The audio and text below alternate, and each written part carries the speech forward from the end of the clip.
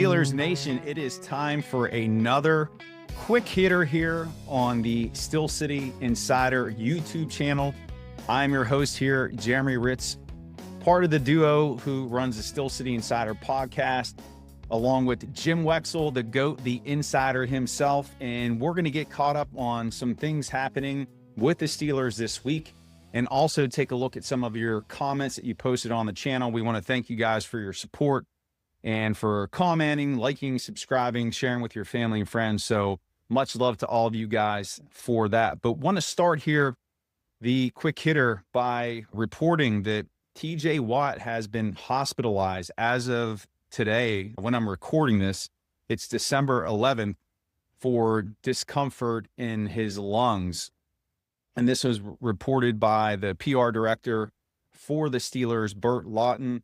And obviously his status is in question for Monday night. And really the more important thing, just from a humanity perspective, just hoping that TJ is okay, that this is not something that's going to significantly impact his health. Football aside, this is the human element of it. And just best wishes from the Steel City Insider podcast to the Watt family, and hoping that TJ does get a quick recovery. And in the event that TJ would not be able to go on Monday night, it's beneficial that Alex Highsmith is now healthier. And so it would be a pairing of Herbig and Highsmith, and you'd have Jack Sawyer rotating in there. A lot of time to go in between now and Monday night, being that today's only Thursday.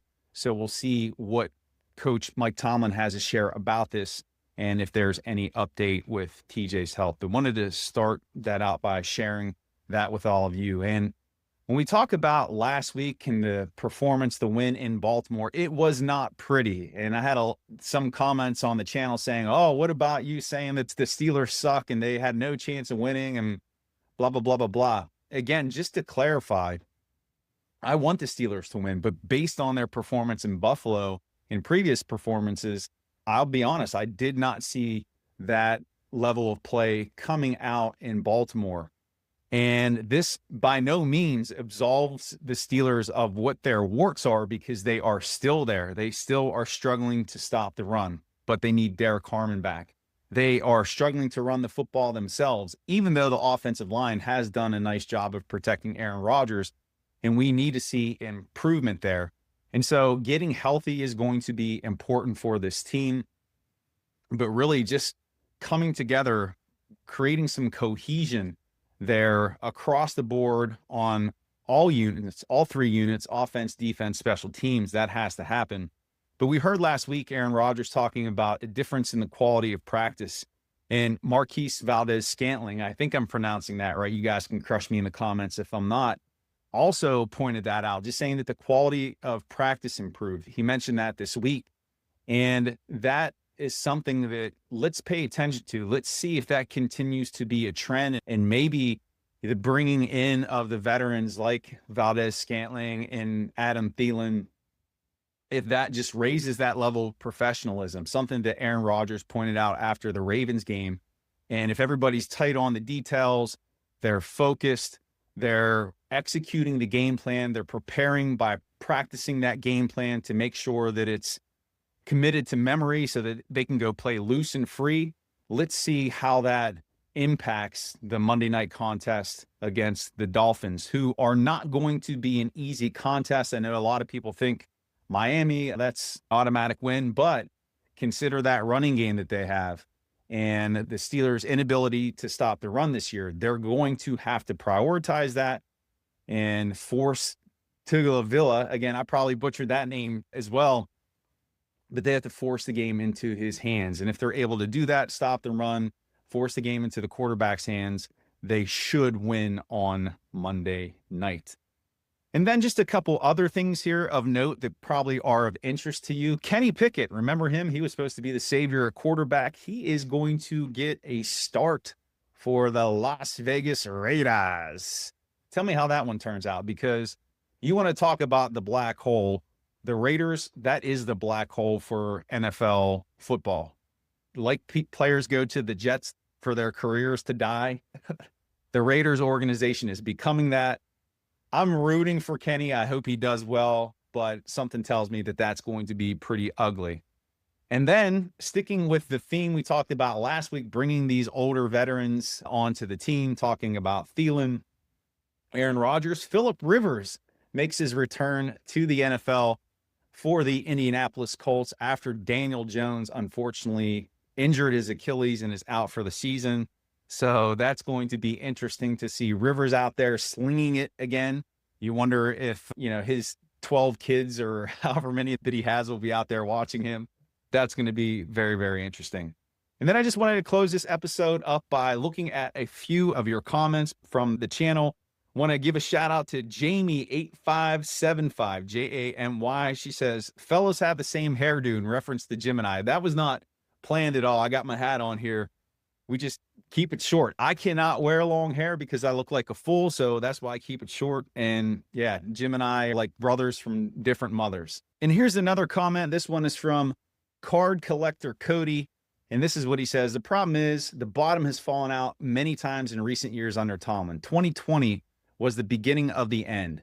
11-0 start, then a 1-5 ending highlighted by playoff dismantling by the Browns, who just destroyed the defense. Tomlin's defensive schemes and lack of adjustment awareness have always been picked apart late in season when teams really hone in on tendencies and schematics. Even when we had prime Polamalu, man, miss those days, and 5 other future Hall of Famers on the defense and allowed 10 points per game average and no 100-yard rusher in 32 games, man, those were great days. We'd still always lose in the playoffs because of our defense couldn't stop the passing attack. Doesn't matter who the coordinator is, it's always the same. You can read that emoji. And I think I speak on the better behalf of the fan base when I say we were just tired of Tomlin. And so that sentiment still exists out there, obviously.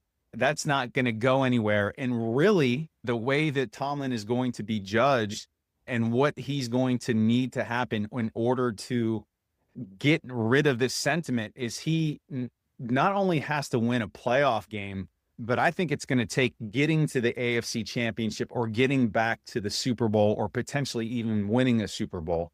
I think that you have such a soured fan base because of what Card Collector Cody references here of all the teams that got into the postseason. You think of the offensive firepower with the killer bees, and nothing was able to come out of it. It was always a one and done. And so Tomlin's going to be evaluated by Steelers Nation from that perspective.